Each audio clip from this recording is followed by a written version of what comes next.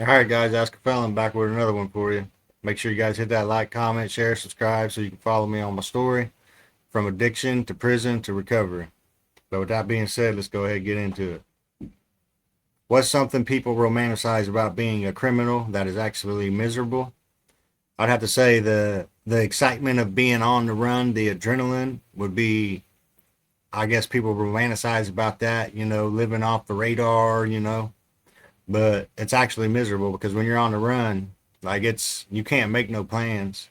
You cannot make any plans whatsoever because once you're on the run, every move you make is calculated. Like I said in one of my other videos, when you're on the run, you can't plan to get a house. Why? Why do you want to get a house? Because as soon as you get caught, you're losing it, everything in it. So why would you want to get you a place? So I stayed homeless, bouncing from house to house, staying with friends, staying with family, staying in the woods. I mean, in one of my other stories, you guys will understand what I'm talking about, how I lived in the woods, where I stayed in the woods and went from a tent to a shack and started with nothing but myself and my coat laying on it. But I think what people romanticize about it is the excitement and the adrenaline of it. But really, it's miserable because in my state of mind, I had 20 years facing over my head. 20 years times two charges. So really 40 something years. But in my head, I was thinking, all right, if I get me a place, I get picked up a week later, then I just wasted all that money on a down deposit, first month's rent, and not to mention anything I furnish it with. That's all going to be gone. So why get a place? Other thing I thought about was I didn't have a car. I didn't care to drive because more likely you are to get pulled over. That was just another chance. So everything I did was calculated. I rode with people, and if I rode with them, I made sure that their headlights worked, their tail lights worked, their turn signals worked, their license plate lights worked. There wasn't no dark tint on their car. Absolutely no reason whatsoever to get pulled over. If their lights didn't work or they had something issue, I would walk or I'd find another ride. So I think what people romanticize about it is the thrill of being on the run, but really it's miserable because you cannot make no plans for your future. You literally live day by day. Sometimes hour by hour is really what it felt like. I was living hour by hour to hour, depending on where I was at. If I had to get out and about, I was living hour by hour. If I was able to stay in the house and not have to get out, and even then, I still had cops coming to my house because people would tell them who I'm with. Somebody would get mad and call on because you gotta remember I hung around with nothing but dope heads. So and my brother was a grimy ass little snitch with his girlfriend. They was the type of people that if you didn't sell them drugs or you didn't give them drugs and you had them, they would go and call CPS on your kids and they would call and try to turn you in on your warrants because they was just grimy. So even then, even being able to sit in the house, I still had to worry, well, who's mad today? Because they don't have drugs and I do.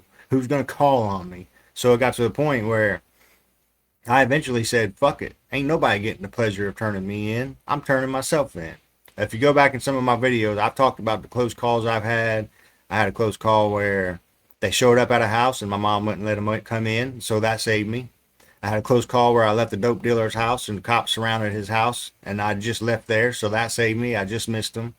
I had a close call where I was at a job and the cops wanted to know what we was doing at the job because it was a house that was empty, but that was our job, was to go in and secure it. I've had a lot of close calls when I was on the run. What were the moments that you actually wanted to get caught? Like I said, that would be when I started seeing people that would try to turn me in because they was being spiteful. Them's the moments I wanted to get caught. When I finally gave up and said, you know what, ain't nobody getting the pleasure of turning me in. I'm gonna go turn myself in. For one, it's gonna look better on the judge. For two, I'm tired of running. I'm tired of everybody holding this shit over my head because that's what people would do.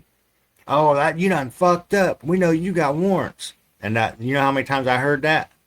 I had to leave a whole business in another town that me and my girlfriend started. We had a pizza shop that started from scratch, and we just started it. And we took somebody in, her sister, and that bitch said, you done fucked up. We know where he's at now.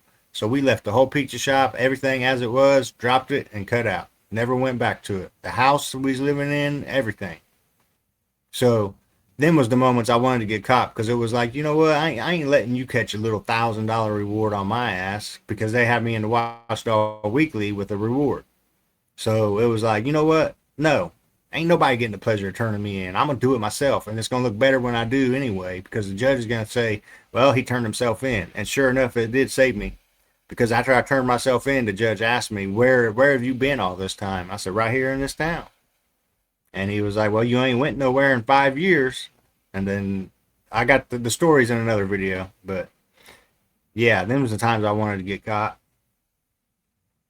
Did you ever have to pretend you weren't scared when you absolutely were? Oh yeah, I've had to do that many times. Like, but a lot of times it saved me. I mean, as far as when I was in prison, even on the streets, I had to act like I wasn't scared, but I was really terrified, you know. In prison, I had to act like I wasn't scared, but I was terrified. My first day in prison was like probably the biggest fear of mine come true, because I have severe anxiety. I got social phobia, like being in crowds of people.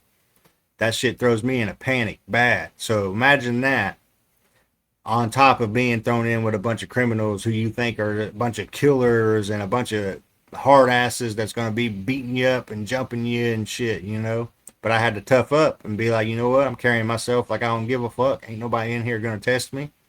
And it worked all the way up until probably a month before I got to get released. I actually had to go hands on with the guy one time. The whole time I was there, I got caught one time fighting with my bunkie. So yeah, there was a lot of times I had to act like I wasn't scared, but I was. What's something you learned about trust that changed you permanently? How easy it is to get taken away, how easy you can lose trust in somebody, and how easy you can make somebody not trust you. That's probably the hardest thing I've had to learn, is how easily trust can be taken away, but how hard it is to gain it back.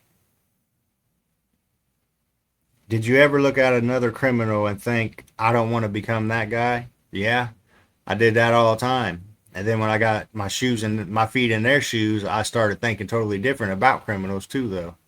So I don't like, even today when I see somebody's a criminal and they're wanted or something, I don't judge them, because you know what? Everybody makes mistakes. It's just the people who get caught are the ones who turn into criminals.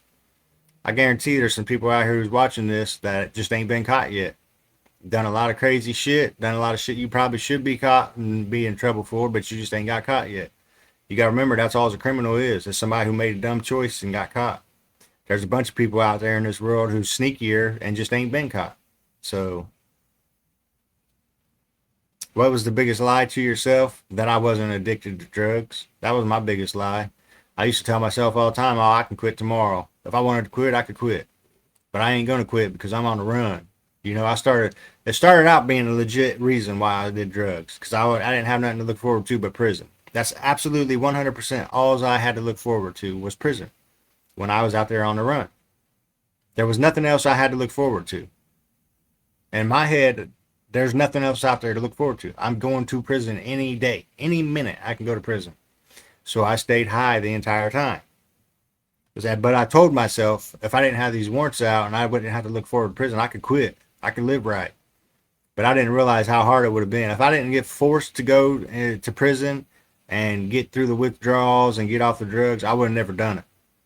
Like, for one, I wasn't ready to do it.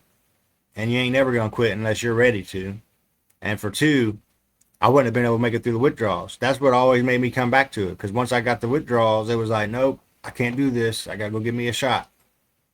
I got to go get my needle. I'll shoot up water if I have to, just to try to trick my mind. I don't give a shit. But that was the biggest lie I told myself, that I could quit whenever I wanted to quit. But with that being said, guys, that's all I got for this video. Please hit that comment, share, subscribe. Once I reach 1,000 subscribers, I'm going to try to do a giveaway. But I'll get into that on another video. But until the next one, see ya.